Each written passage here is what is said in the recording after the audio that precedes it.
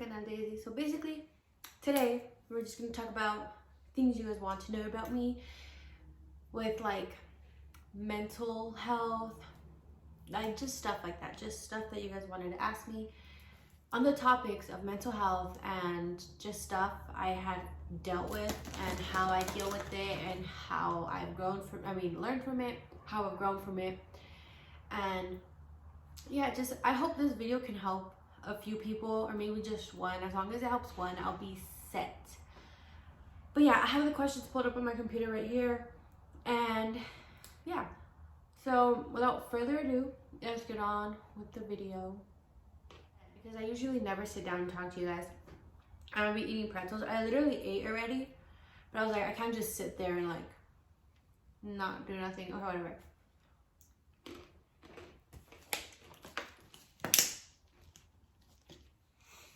Question number one. I won't be saying the names just because I don't know if you guys want me to say the names, but with respect, I won't say the names.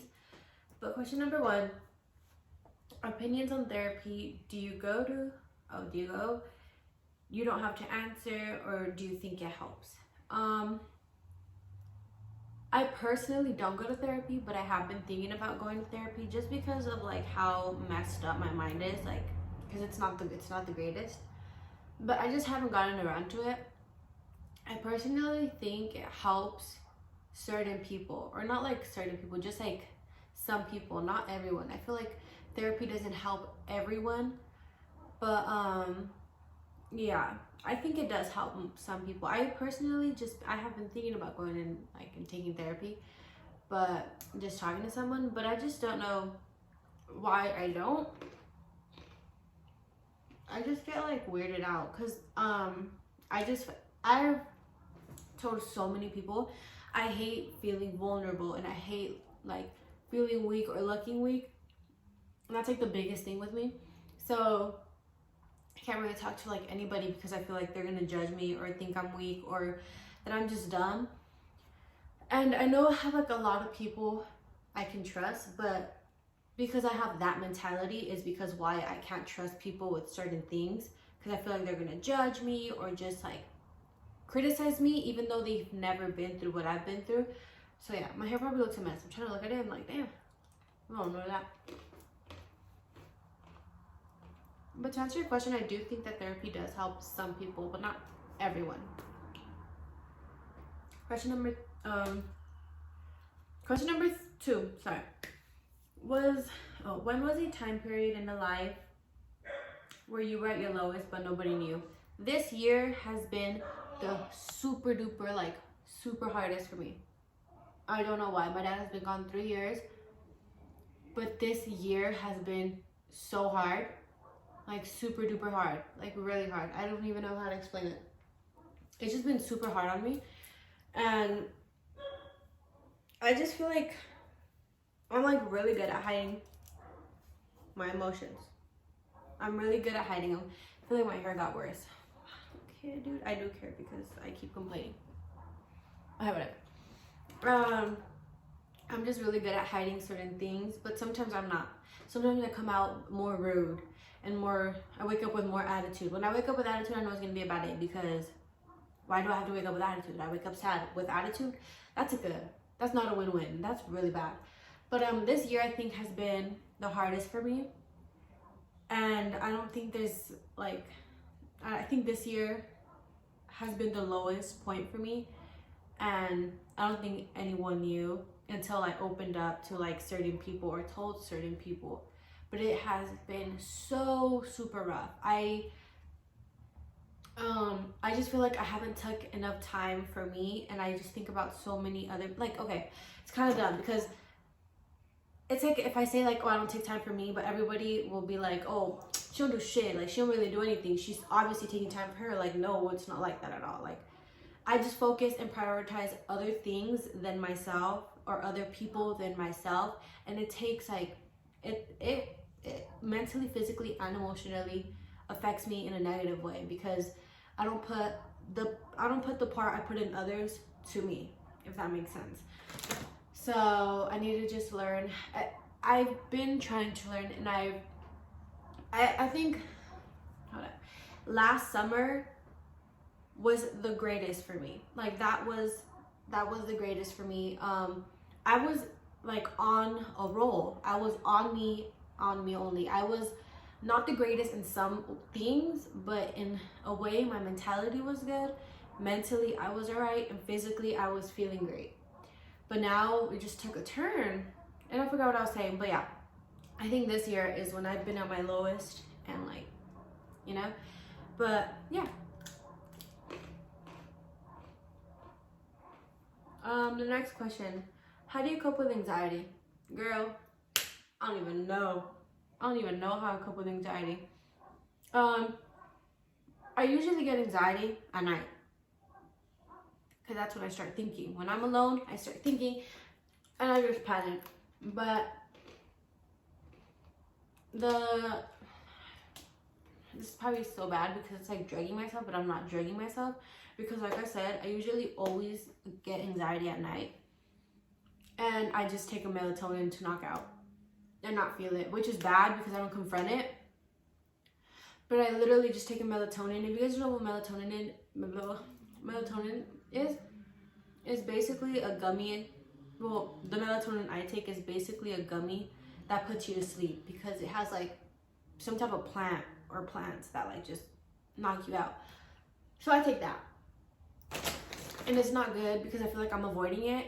But I feel like in other ways, like I listen to music too. So like I listen to music, and then I just start calming myself down. Like everything's gonna be okay. We're gonna be good, because there's usually no one ever around me. It's just me, myself, and I. As it should though, as it should, because yeah.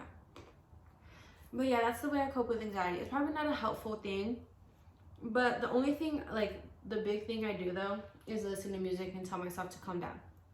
Because like I said, no one's gonna have you the way you have you, and if you don't have you, then you just won't have you. That's what I'm trying to do. Like I'm trying to have myself. Yeah. But the next question,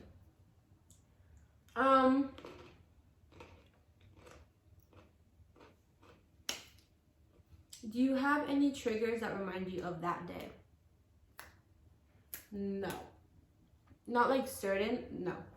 I just know when I get headaches, it reminds me of that day, because the day my dad passed, when I was at my tia's house, I had the biggest headache ever. Like ever. Like it was really like the biggest headache I've ever experienced, and it was painful. So it's usually only when I get headaches when it like takes me back to that day, and I just remember the big headache I had. Like it was such a bad headache. But other than that, I don't think so. Or just like certain, like let's say I'm talking to someone and they're like talking about death, or like talking about how they found out, and then that's how like memories start like coming to me and stuff. But other than that, I don't think I get certain triggers that happen to me every day. Yeah. But just that, like just headaches, and like it's just when I get a headache, it just reminds me of that day I found out about my dad, which sucks, but I can't really control it. The next question, do you believe that there's an afterlife after we die? 100% believe that there's an afterlife when we die. And 100% believe that when I pass, I'm gonna be with my dad. Where you're gonna wanna be. I believe you could be anywhere when you're up there. Like there's not a certain place up there. Like I still believe that you can travel and just like visit places you want to. But like, yeah, I don't know, like, yeah, just that. I strongly believe that there's an afterlife, and one day I'm gonna get to be there with my dad and my pets and family members that I have lost. But I do believe there's an afterlife. The next question, do you get sad when talking to your family about your dad? I don't, there's certain times where I get upset, but there's certain times where I feel like we're still remembering him, so his presence is going to be with us. So he's going to keep, like Coco, like if you forget them, their soul just disappears literally. But by like talking about him, I feel like we keep his soul alive. So that's why I like talking about him, but sometimes I don't like talking about him, because then it just like I just like start like thinking like, damn, like, you still have your dad, and I don't. Like, you still have that one parent, and I don't. And, like, I don't know. Oh, yeah. And I guess it just depends. Like, it just depends if I'm feeling upset that day or if I'm not. But, yeah. Like, let's say one thing I cannot stand, and it's just, like, because it reminded me of my, like, yeah. One thing I can't stand, because it, like, this question kind of, like, you know, I can't stand family get-togethers. At the beginning, when my dad passed away, I was a-okay with going to family get-togethers.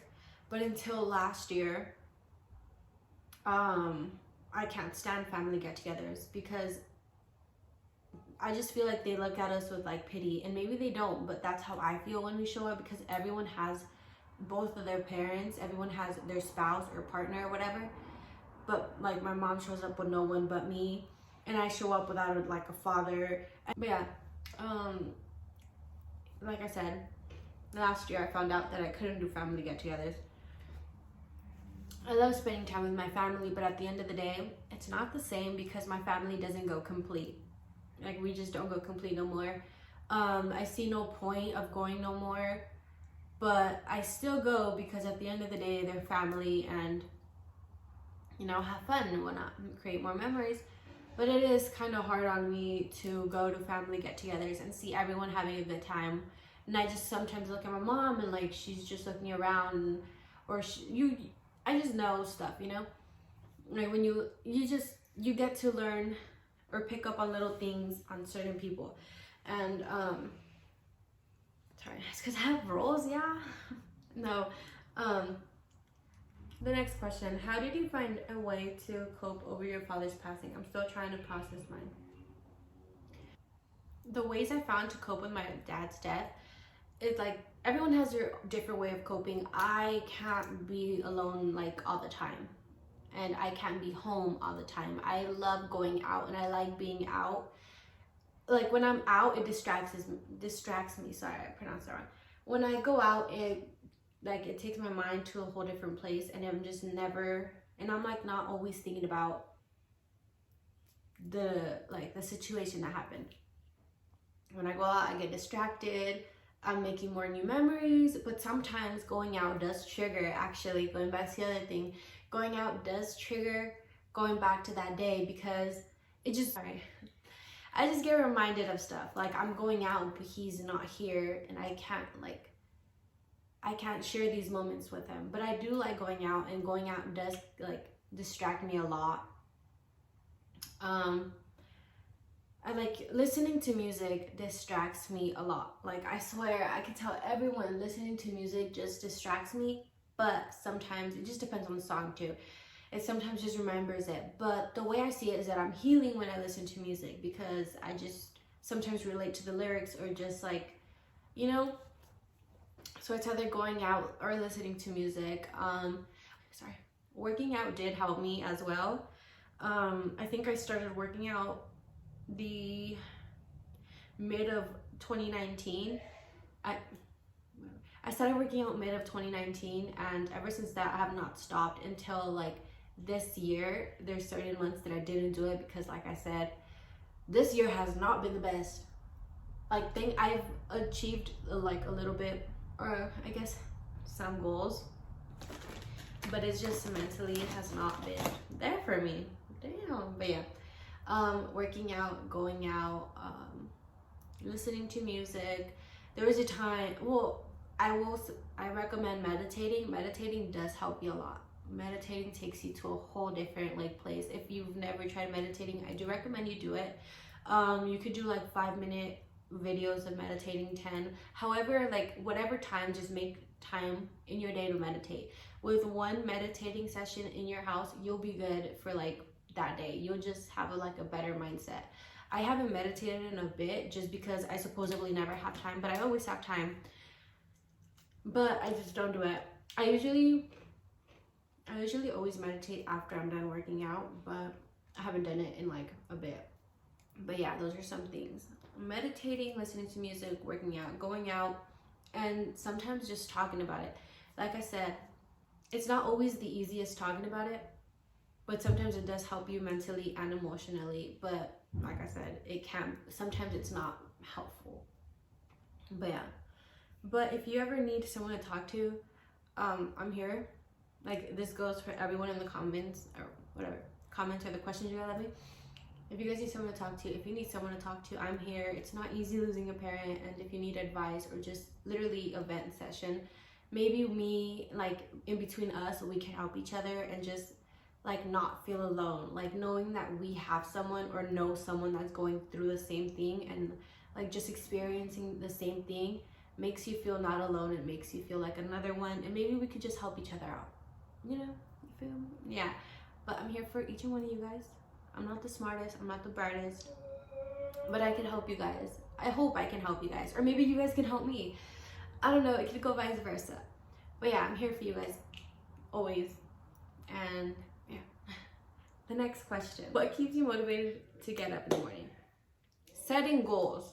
Just knowing that I'm gonna do that, like the night before, just setting goals for the next day just like gets me, I guess, in a way going. If I go to sleep knowing that I already have plans the next day, it gets me going. Like let's say I'm going to bed right now and be like, okay, tomorrow I want to go to Walmart or I want to go to Target to get this, or I'm for sure gonna get Starbucks tomorrow because I want to try this. Just little things like get me really excited. Or like in the weekends when I know I'm gonna go visit my sister, or when my sister's gonna come up here, or if I'm gonna spend a day with a loved one, or just somebody that like just gets me distracted, I'm here for it. And I just wake up, like that keeps me motivated. My pets keep me motivated, believe it or not. My dog Luna, she is the sweetest angel to me, because to other people she don't really like other people, but that's her. She knows why, she knows her reasons, but I don't know her reasons. But yeah, just little goals. Set little goals for your like the nights a day to keep you motivated. Another thing that keeps me motivated is my dad, because I know he would want me to keep living and keep doing like what I'm doing, because he may not physically be here, but I know he's watching me every step of the way, and he's supporting me and rooting for me and just wanting me to continue and do the things he wanted me to do. And you know, yeah. Okay, so the next question: how did you find out that your dad died? I'm sorry for your loss. How did I find out my dad died? Okay, so I have a video. I have like a whole video on my dad's story on my YouTube. It's literally the first video. It's kind of cringe. I swear a lot. This is like another video. I swear so much. Well, not so much. I used to swear so like even more. Right now I kind of like don't swear that much. But that video I swear a lot, and it's kind of embarrassing, but I'm sorry for that. I try to not swear or like cut out the swearing words on my YouTube now, because I feel like I have a younger like view, huh? I just feel like the people, I feel like there we go. I feel like the people that view my videos are like younger viewers, because I feel like the majority of like my subscribers are from Musical.ly, when like Musical.ly was still a thing, and it was just like a lot of like younger viewers. So I try not to swear no more. But let's say, okay, so it was September 18th. I was sleeping in my mama's bed. Me and her used to sleep together. Now I guess I just grown up, and like I didn't grow up. First of all, I'm still a child. But I just, you know, fell in love and I moved to my room. No, I'm kidding. I just don't sleep with her no more. She sleeps in her room, I sleep in my room, but aside the point. I was sleeping in her room. It was like a good 5 days. We didn't know anything about my dad. I heard a scream, I heard a yell, and I woke up and I instantly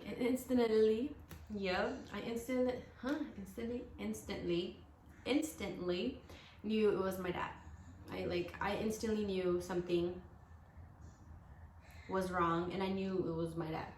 I went down, and there's like a little like, there's a bar, because I was upstairs, and it's like a little like, like a hall, but like a big hall, like a balcony, I guess you want to say. It's like a balcony. I got on the railing. My mom was on the phone. She was in between the couches, And I looked down and I was like, it's my dad, huh? I don't know what she told me, but like, I knew he was gone. I knew he was dead. Oh no, I think she screamed at me, está muerto, or está something like that. I think she did. Oh damn. I'm sorry. It literally just like, I'm trying, like, it all hit me on my head right now, like how everything happened. Yeah, wow. I could hear her. Damn. Anywho, that's tough. Okay, so I looked at her and I just knew, and I started like crying and screaming. Cause my brother went somewhere. I don't know where exactly he went that morning, but I had to call him. He didn't answer. I sat on the stairs, and then that's when literally minutes after he came in the front door, and I told him he was gone. So the way I found out was because I heard my mom screaming, and because the sheriff showed up to our house, gave my mom a card, and it was a morgue place. So she called, and they're like, take a seat if you don't have no one, whatever. They told her, and that's how I found out, because of her screaming. But if you want to see the full video, like more into like detail, I'll probably leave the link down in the description below of that video. But like I said, I'm super sorry because I cuss. This was like 3 years ago, girl. But I cuss, and I just, you know, I'm sorry. But yeah, that's how I found out. But you also asked another question, and it's kind of like the same. What was your reaction to your dad's death? I believe I was very selfish, because all I was thinking about was myself. I was just thinking about the memories. He was not going to be there for my quinceañera, graduating. Just little things, my 18th birthday party, this and that, my first boyfriend, and just like stuff like that. So I was very, very, very, I want to say I was just very selfish, but I cried a lot. I screamed and I threw things. I threw a picture. I yelled at him. I yelled at God. I was very mad. I was super mad. Like, I was very, very mad. I've been having this pretzel in my hand for hours. But I was very mad and like upset and selfish. But yeah, I think this is the last question.